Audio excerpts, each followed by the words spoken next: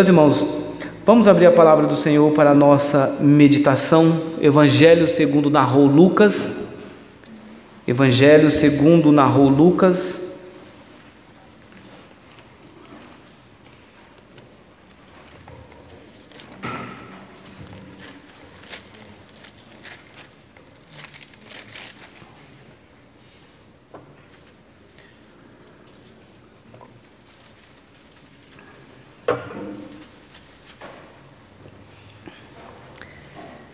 Versículos do verso 1 até o verso de número 12.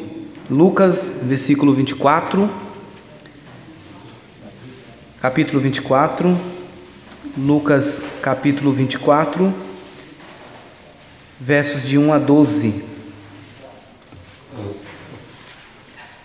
Lucas 24, versículos de 1 a 12. Nos diz assim a palavra do Senhor. Mas no primeiro dia da semana, alta madrugada, foram elas ao túmulo, levando os aromas que haviam preparado, e encontraram a pedra removida do sepulcro. Mas ao entrarem não acharam o corpo do Senhor Jesus.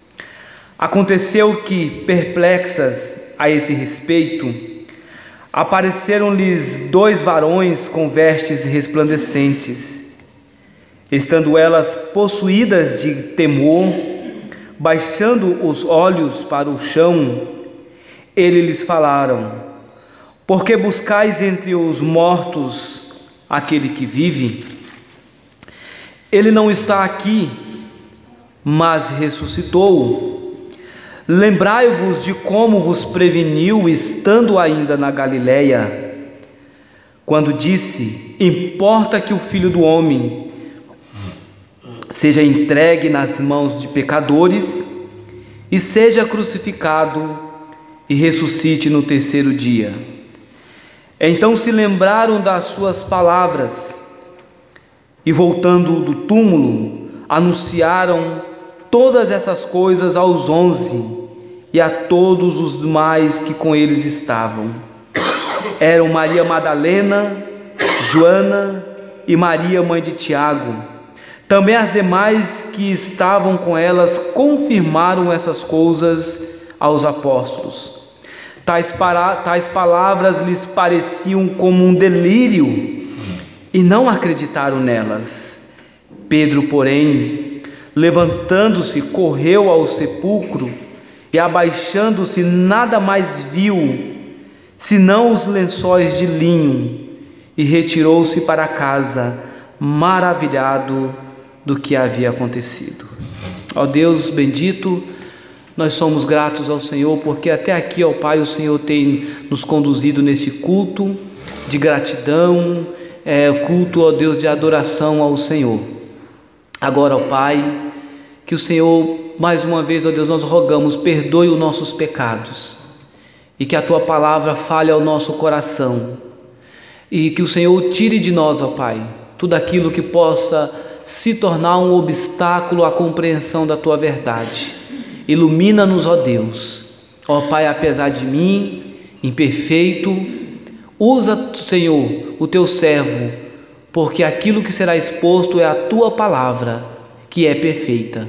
Fale aos nossos corações. É o que nós te pedimos em nome de Jesus. Amém, Senhor. Amém. Meus irmãos, certamente nós sabemos disso, que a ressurreição ela é, portanto, o fato ou o fator principal da história da humanidade. Por ela, a igreja é edificada, a igreja ela é construída sobre o fundamento dos apóstolos, fundamento esse que aponta para Cristo, que fala do nascimento, do ministério, da morte e ressurreição de Cristo. Sem a ressurreição, certamente não haveria a perpetuidade da história no que diz respeito até mesmo à própria existência da igreja. A igreja se reúne em comunidade justamente todos os domingos, dominicalmente. A igreja se reúne justamente no primeiro dia da semana, porque foi no primeiro dia da semana que Cristo ressuscitou. Então cada reunião é um momento solene, é um momento de gratidão, é um momento onde o povo de Deus, lembrando-se da ressurreição de Cristo, celebra a ressurreição. Fazemos isso, portanto, todos os domingos quando adentramos a casa do Senhor para louvá-lo como igreja. Nesse sentido, portanto, a própria história testifica, apesar de hoje alguns setores educacionais, até mesmo o Ministério da Educação, tentar mudar isso de alguma forma, nós sabemos muito bem que a própria história testifica, mostrando antes de Cristo e depois de Cristo, mostrando justamente na história que Cristo é real, Cristo é presente, houve na história, não é uma história, mas sim uma história real. Nós nos alegramos por saber, portanto, que a história de Cristo, a história do povo de Deus é a nossa história. É a nossa história, fala de um ato belíssimo no tempo. A ressurreição de Jesus, ela é inigualável. Outras religiões podem até mesmo ter conceitos, falar até mesmo de paraíso, falar até mesmo de vida após a morte. Mas, meus irmãos, o cristão, ele tem, portanto, um Deus que se tornou homem, habitou entre nós, cheio de graça e verdade, que morreu pelos nossos pecados, segundo as Escrituras. E quando a palavra de Deus diz, portanto, que Ele fez tudo isso segundo as Escrituras, os autores bíblicos com isso estão dizendo, a Bíblia no passado testificou essa realidade, e quando Cristo diz que é segundo as Escrituras, Ele está dizendo, tudo aquilo que estava registrado ao meu respeito é real, é verdadeiro, aconteceu de fato.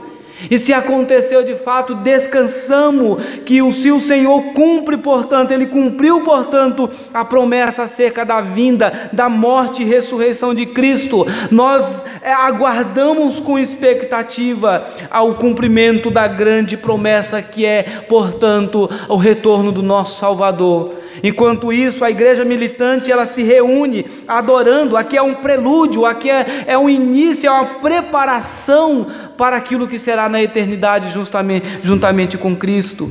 Nós sabemos muito bem que quando nós comemoramos a Páscoa, essa é uma realidade, ela tem sido desvirtuada na história.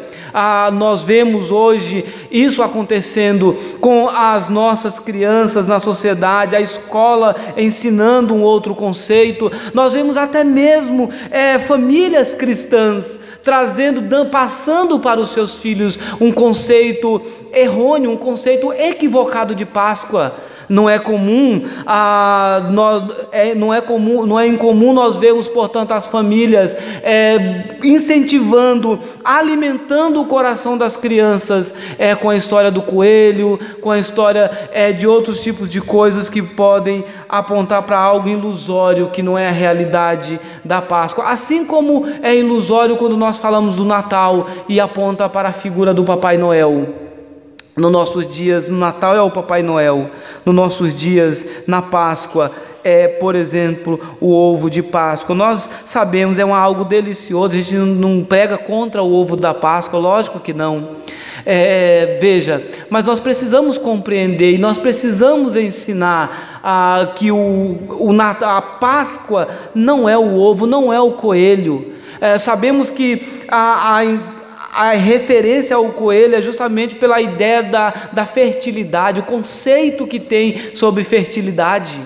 Mas nós sabemos que a Páscoa não é o coelho, não é o ovo. O maior símbolo da Páscoa não é essas coisas, irmãos. O símbolo da Páscoa é o Senhor Jesus Cristo. Nós vivemos num mundo onde o consumismo nos leva justamente a nos desviar daquilo que é real, daquilo que é verdadeiro, para alimentar uma esperança falsa a muitas pessoas e a muitas crianças. Na consciência dos incrédulos, por exemplo, essa é apenas uma festa, um momento onde se come chocolate, simplesmente isso.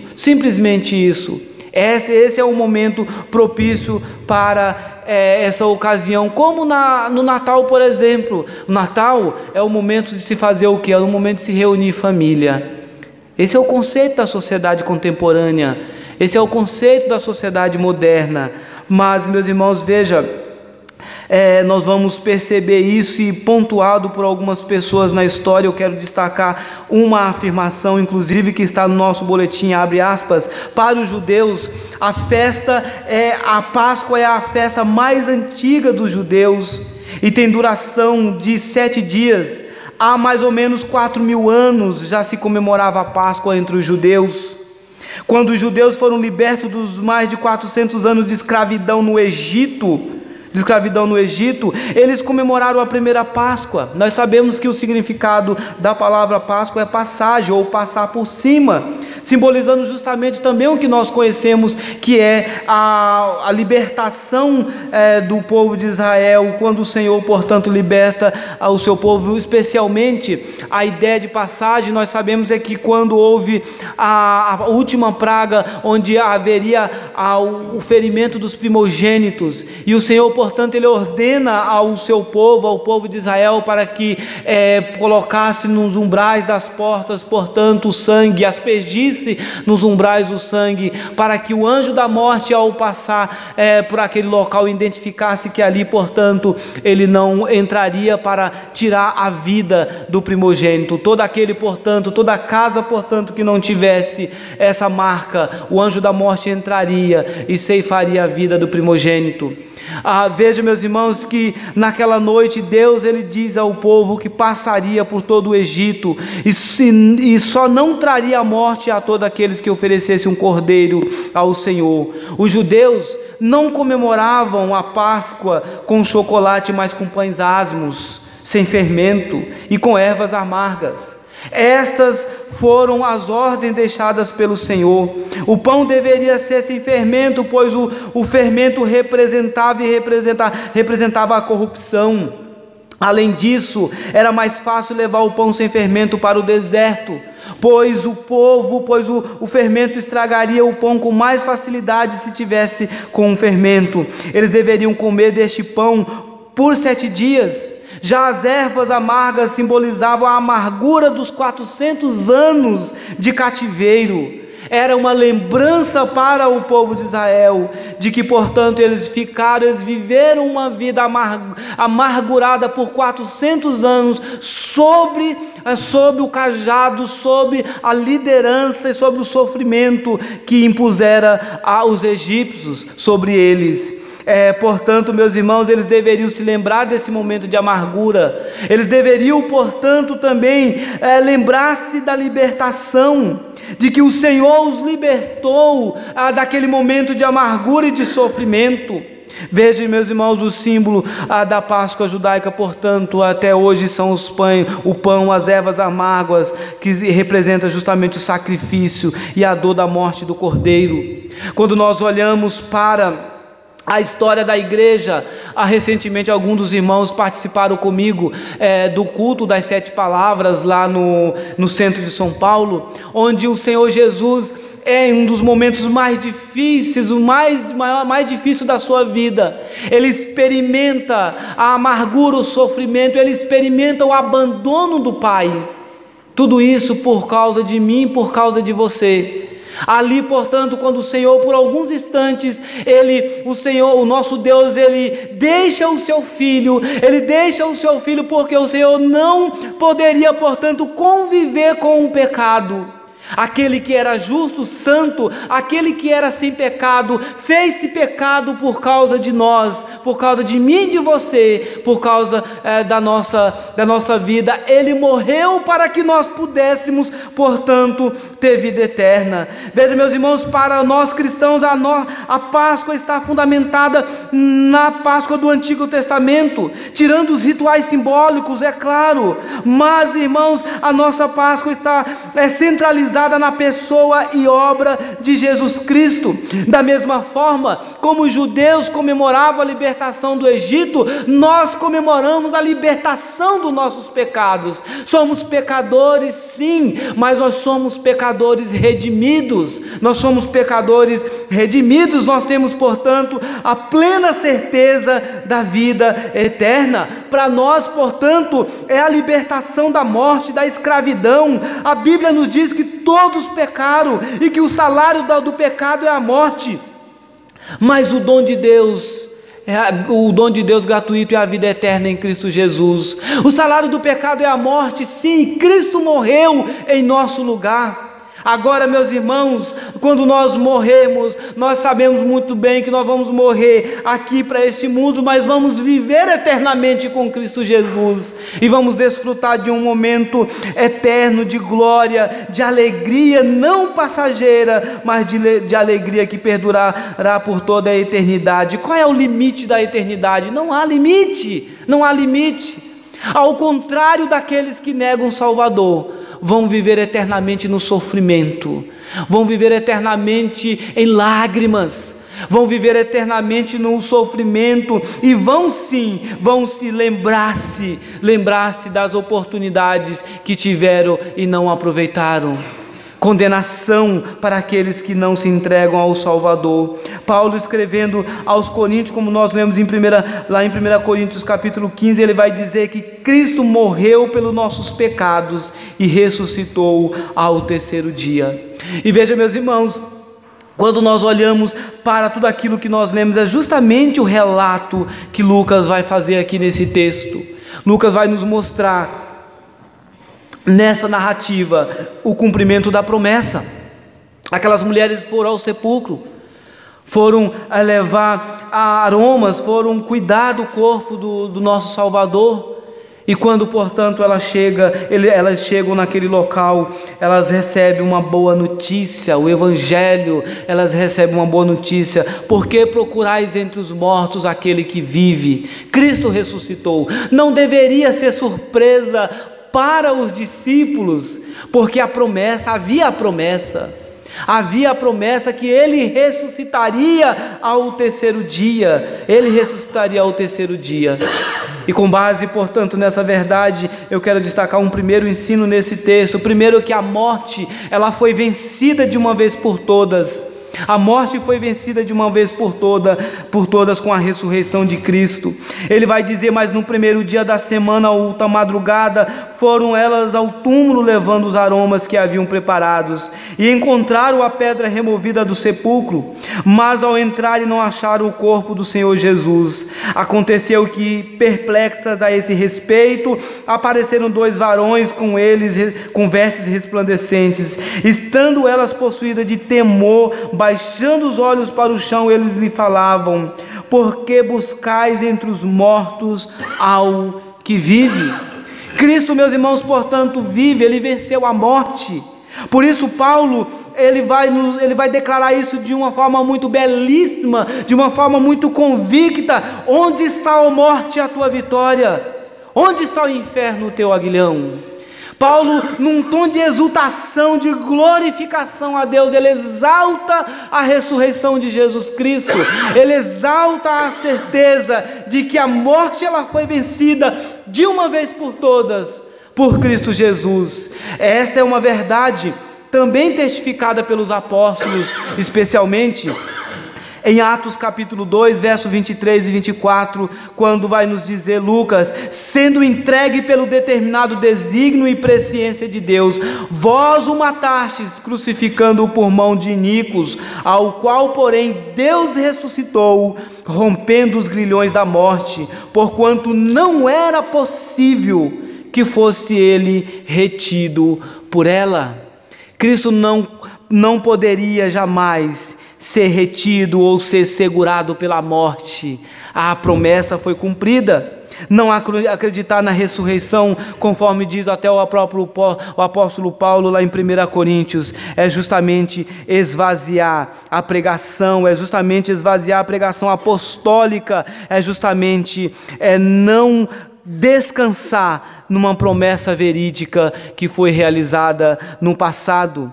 Calvino vai dizer que, ao suportar a morte para que fôssemos salvos, ele, Jesus, adquiriu para si um domínio que jamais poderá ser destruído pela morte, e ao ressuscitar, ele tomou posse de toda a nossa vida como sua propriedade particular.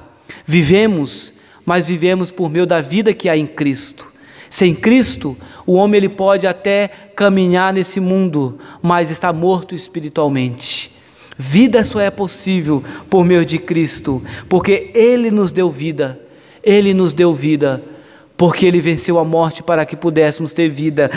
Porque procurais, porque buscais entre os mortos aquele que vive. Paulo vai dizer: Ele vos deu vida, estando vós mortos nos vossos delitos e pecados. Uma segunda verdade é que a ressurreição de Cristo, portanto, conforme os versos 6 a 10, é o cumprimento da promessa de Deus ao seu povo. Lembre-se de que Jesus, estando ainda na Galileia, vai dizer o texto, Ele estando ainda na Galileia, havia dito a vocês que isso aconteceria. A perplexidade, o espanto, o assombro, não deveria ser uma realidade naquele momento, mas sim uma expectativa. Irmãos, é impressionante como o povo de Deus se acostuma com as coisas, e algo que devemos a cada dia viver de uma forma expectativa, nos acostumamos.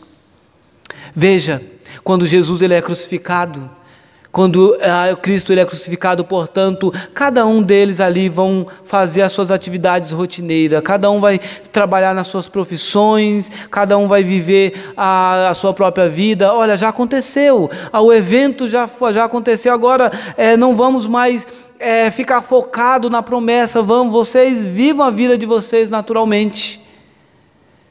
E é isso que acontece. Quando nós olhamos em Atos sobre o cumprimento da promessa da vinda do Espírito, a Bíblia vai nos dizer que o povo de Deus aguardava em oração o cumprimento da promessa. E é dessa mesma forma nós também devemos servir ao Senhor com essa expectativa. O que Jesus profetizou acerca de sua ressurreição acabara, portanto, de acontecer. Deus despertou o Senhor, portanto Ele ressuscitou.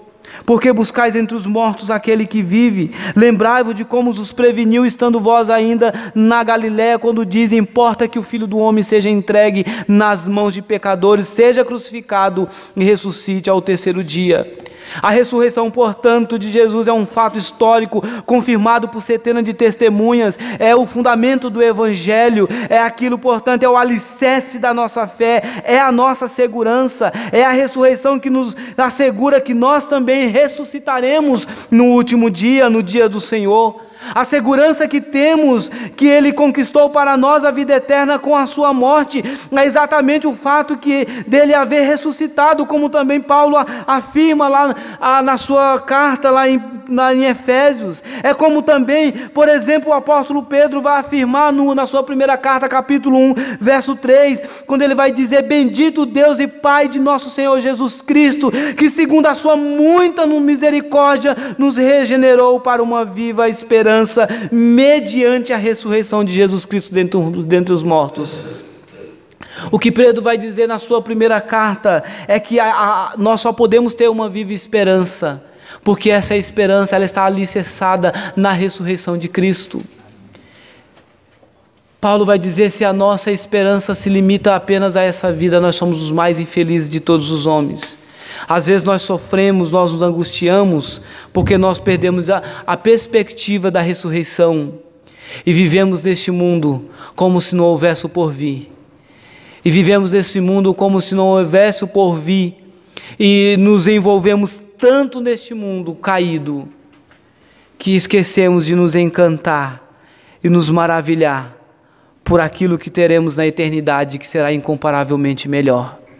Veja, meus irmãos, a ressurreição, ela trouxe aqueles primeiros discípulos uma alegria indizível. E essa também é uma verdade que eu e você devemos experimentar. Veja que o texto diz: tais palavras lhes pareciam como um delírio, e não acreditaram nelas.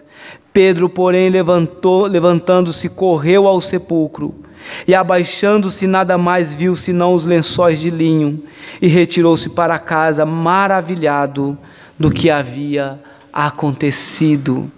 A expressão aqui maravilhado tem como um dos seus significados admiração, júbilo intenso, uma alegria indizível ou uma alegria inexplicável. É isso que a promessa deve causar em nós. É isso que a ressurreição deve causar em nós. um júbilo intenso, uma admiração intensa. E este fato é o fundamento para o serviço do Senhor. Não é à toa que nós lemos todo o capítulo de 1 Coríntios 15, quando ele diz: portanto, meus amados irmãos, sede firmes e sempre abundantes na obra do Senhor, porque no Senhor nosso trabalho nunca será vão. Qual é o fundamento?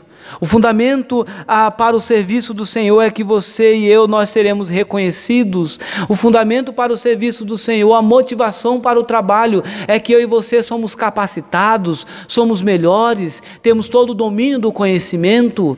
O fundamento para termos um serviço intenso ao Senhor é as outras pessoas. Não, Paulo constrói todo um argumento sobre a ressurreição para dizer: nós devemos permanecermos firmes, inabaláveis. Por quê? Porque nós temos uma esperança. Esperança essa que o mundo não tem.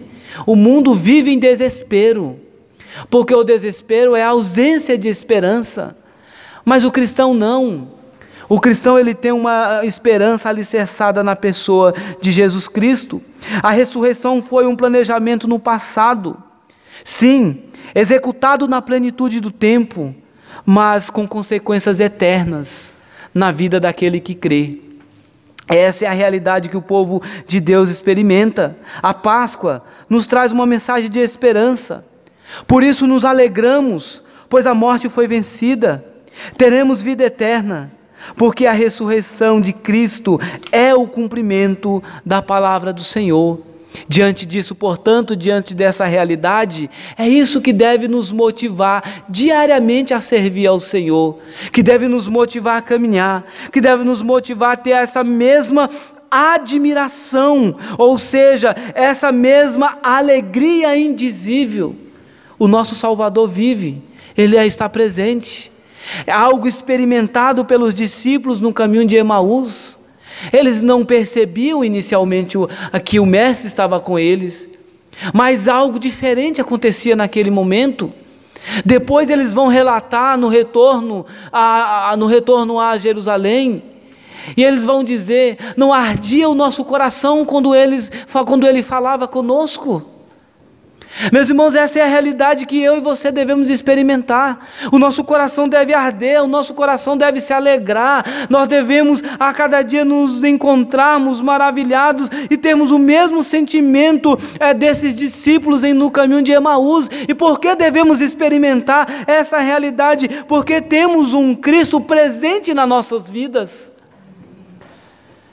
que quando vai ao Pai, Ele diz: olha, não vos deixarei órfãos, mas eu enviarei o Consolador, Ele estará convosco. Nós temos a companhia do Mestre nos nossos dias constantemente. Nós temos a companhia do Salvador.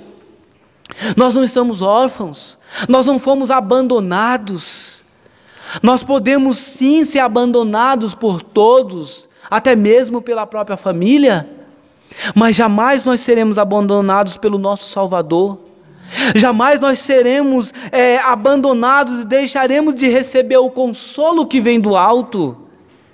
E esse consolo só é possível porque Cristo ressuscitou dentre os mortos.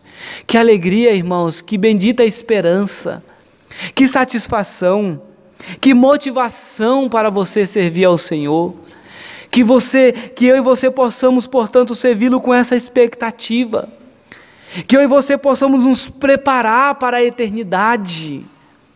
Que eu e você possamos servir ao Senhor aqui neste mundo, apesar de que nós possamos servir ao Senhor neste mundo com expectativa, aguardando o retorno de Cristo, aguardando o retorno do Salvador. Ele virá com poder e muita glória.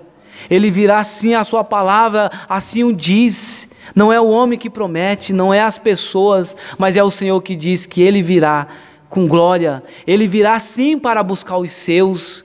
Diante do juízo, quando nós chegarmos no último dia, nós vamos comparecer perante o tribunal, não para juízo, não para condenação, mas nós vamos comparecer perante o tribunal. Apocalipse vai dizer isso. Nós vamos comparecer apenas para experimentarmos plenamente aquilo que nós começamos a experimentar já nesse mundo.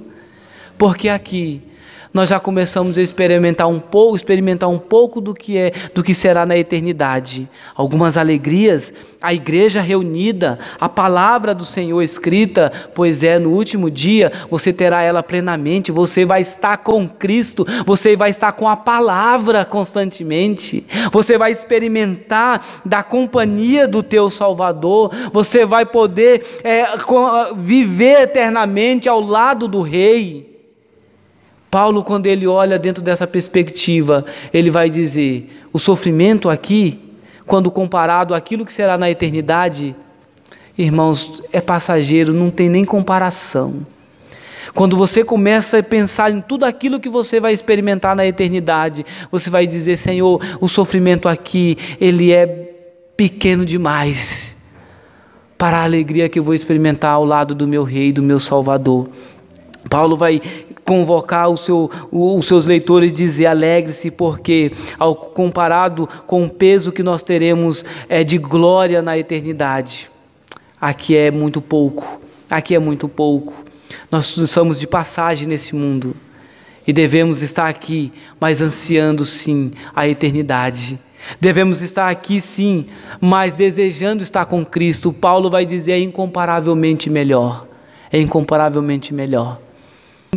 verso 23 a 24, quando ele diz, olha, eu vou para Jerusalém, e o Espírito Santo, ele diz que de uma coisa eu posso ter certeza, me aguarda cadeias e tribulações, disso eu tenho certeza, mas ele diz, mas eu não considero a vida preciosa para mim mesmo, contudo que eu complete a carreira e o ministério que eu recebi do Senhor, que é de testemunhar o evangelho da graça de Deus, se for preciso morrer, sim, glória a Deus, que nós morramos pregando o Evangelho, quantos servos de Deus, quantos missionários no passado morreram no campo, que morte bendita, que morte gloriosa, que é justamente morrer pregando o Evangelho do Reino, pregando a palavra do Senhor. Nós devemos, portanto, não dizer, Senhor, eu não quero morrer agora, Senhor, porque eu tenho muita coisa para fazer nesse mundo ainda. Isso não deve fazer parte da linguagem do cristão. Mas Maranata, ora vem, Senhor Jesus.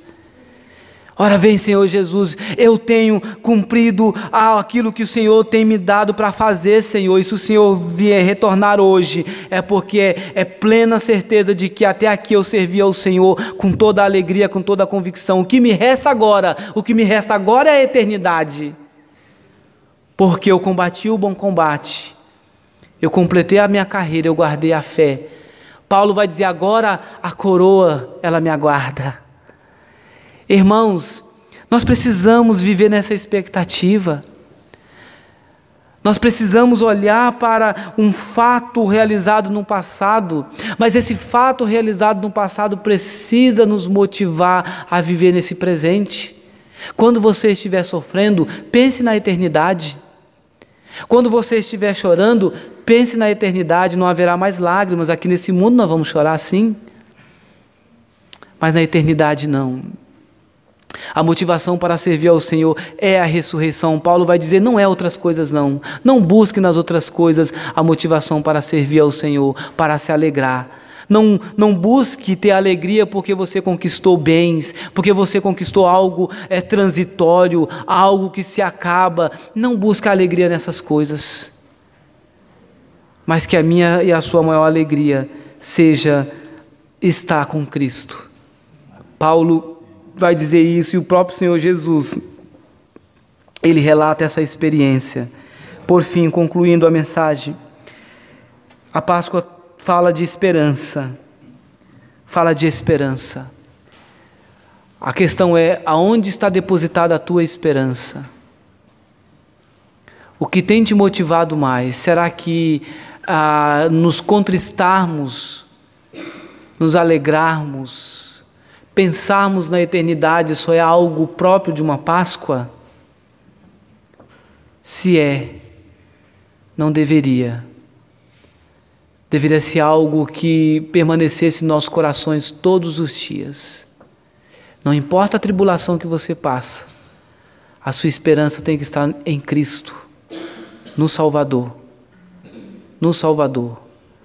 E não devemos ficar imaginando, Senhor, Quando o Senhor vai me buscar? Senhor, não importa quando o Senhor vier, eu estou preparado. Agora a questão é, você está preparado para a vinda do Senhor? Você está preparado para dizer, vem Senhor Jesus? Que maravilha seria, irmãos, se Ele viesse hoje nesse culto. Se Ele viesse hoje nesse momento. Mas talvez você pode dizer, não pastor, porque amanhã eu tenho algumas coisas para fazer. Essa não deve ser a realidade do cristão.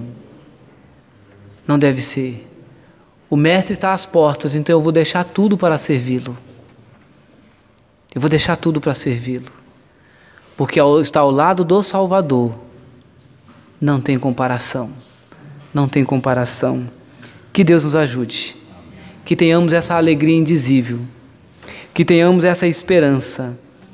Nós não seremos mais condenados.